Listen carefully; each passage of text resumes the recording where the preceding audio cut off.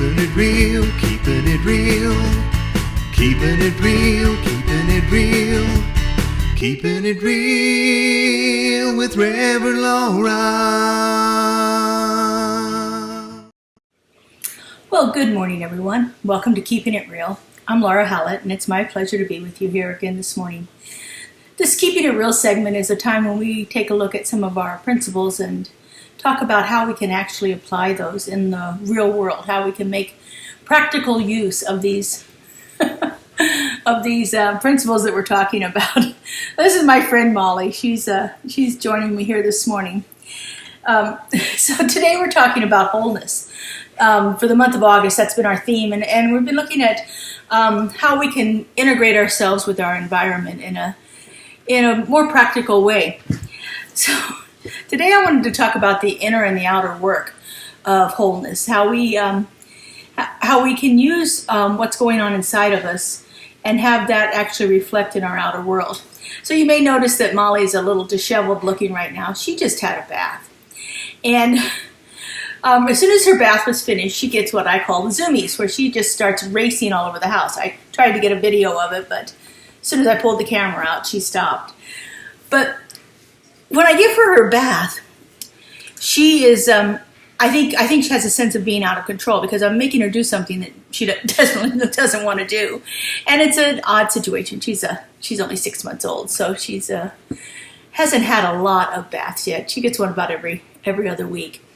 The groomers are coming next week, but in the meantime, she just needed to have some of the yard dirt washed off of her this morning. So, but I think these zoomies, this reflection of her chaos that she exhibits when she runs all over the place. I'm assuming you can imagine what zoomies are. She is just ripped, snorting, and tearing all over the house, trying to expend the energy that has been built up from this inner sense of turmoil that she was feeling.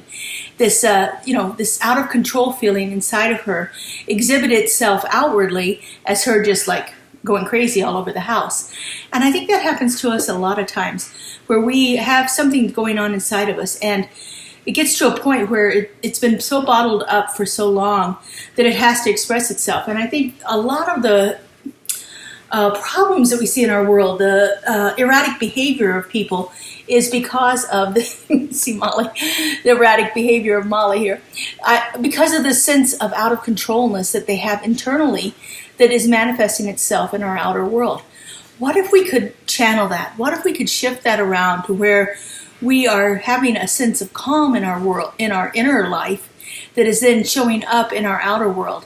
And I think we can do that through our spiritual practices of like meditation, mindfulness, contemplation, prayer. When we become so still within ourselves that our outward reflection of our outward expression in the world is a reflection of that calmness that we are feeling inside of ourselves.